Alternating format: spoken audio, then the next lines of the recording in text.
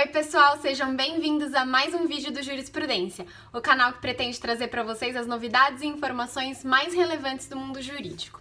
Meu nome é Aline Matheus, eu sou advogada e eu trouxe o projeto de lei 250 de 2020 para ser o nosso tema de discussão de hoje.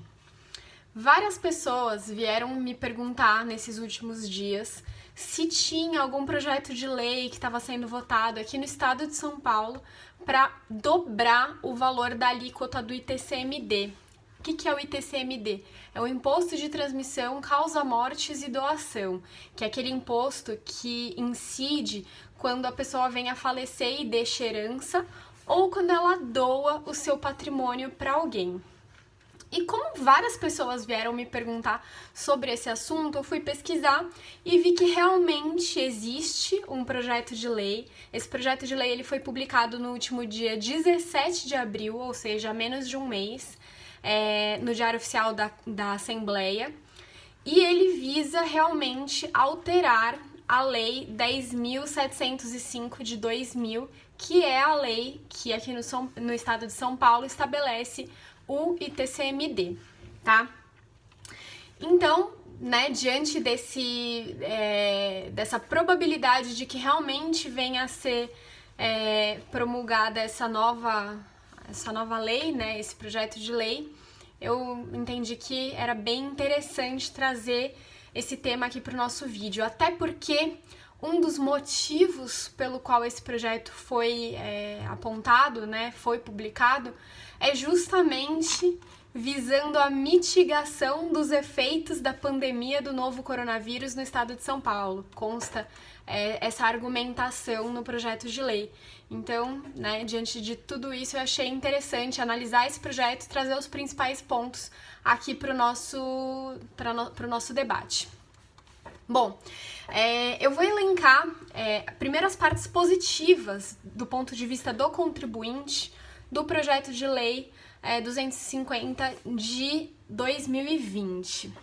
Vou até pegar uma colinha aqui porque é difícil, são muitos temas, então eu até deixei algumas anotações aqui. Bom, esse projeto de lei, do ponto de vista positivo para o contribuinte, ele majorou o limite de isenção de alguns valores no que se refere à aplicação do ITCMD. Vou dar alguns exemplos aqui, tá? Bom, no item A do artigo 6º, inciso 1º da lei, que está hoje em vigor, a Lei 10.705 de 2000, ela previa a isenção do imposto de transmissão causa-mortes para imóveis até 5.000 UFESPs. O que é o UFESP? O UFESP é uma unidade de medida aqui do estado de São Paulo. Hoje, 2020, ela está em R$ 27,61, ela varia anualmente, tá? E esse projeto de lei, ele aumentou de 5.000 UFESPs para 10.000 UFESPs, desde a isenção do imposto de transmissão causa-mortes, desde que os beneficiários não tenham outro imóvel e residam nesse imóvel. Bom, falando em números, em valores reais, esse aumento foi de uma isenção que antes era para imóveis de até R$ 138.050, ela passou a ser de R$ 276.100. Então, foi um ponto legal, um ponto positivo.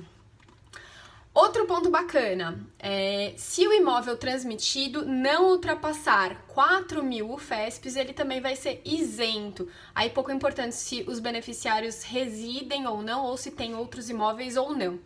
Essa isenção até agora, ela é de 2.500 UFESPs, ou seja, em valores reais, ela passou de 69.025 para 110.450. O que significam essas isenções? Significa que não vai incidir imposto nenhum se o imóvel que for herdado valer até 110.440 no novo projeto de lei, tá?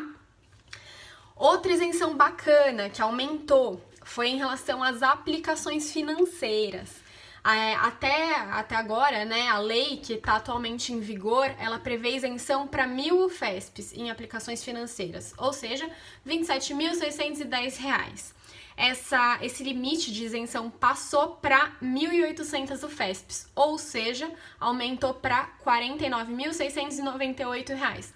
Significa que quem tiver até R$ 49.698 em aplicações financeiras não vai ter que pagar ITCMD. Beleza. Esses são os pontos positivos desse projeto de lei. E os pontos negativos? São vários e são assustadores, eu diria.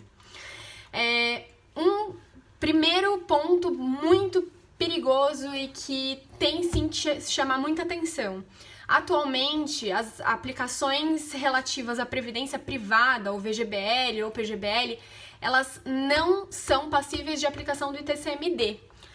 Mas o projeto de lei visa acabar com essa isenção. Então aí todos os valores de previdência privada, o beneficiário desse valor vai ter que sim pagar o imposto de transmissão causa-mortes se vier a receber valores provenientes desse tipo de aplicação. Ponto 1. Ponto 2, mais grave ainda, perigosíssimo, ele altera a base de cálculo do imposto de transmissão causa-mortes e doação. Até hoje, existe uma discussão sobre a base de cálculo. A base de cálculo desse imposto é o valor venal, é o valor do IPTU do imóvel. Tem até uma super discussão aqui no estado de São Paulo. Eu fiz outro vídeo, na cidade de São Paulo, desculpe. Eu fiz outro vídeo falando sobre isso. Se vocês tiverem interesse, eu vou deixar aqui para vocês poderem ver. Mas, enfim, o que prevalece, a jurisprudência que prevalece é que o imposto de transmissão causa-mortes é devido sobre o valor venal, o valor do IPTU. Esse projeto de lei, ele visa alterar essa base de cálculo, passando a considerar o valor real, o valor de venda do imóvel. Esse valor é absolutamente superior ao valor do IPTU, e que pode sim causar um acréscimo inimaginável no valor do ITCMD, tá? Ponto pra gente ficar super atento. Outro ponto interessante que eu até agora não vi ninguém falando sobre isso, ele revoga o inciso 2º do artigo 5º da lei, né? Que fala o quê? Que fala que o que era isento o fruto do imóvel que passou para o espólio, né? Então, com essa revogação, os frutos e rendimentos do bem, do espólio, mesmo depois do falecimento, vão ser alvo também de ITCMD. Ponto importante.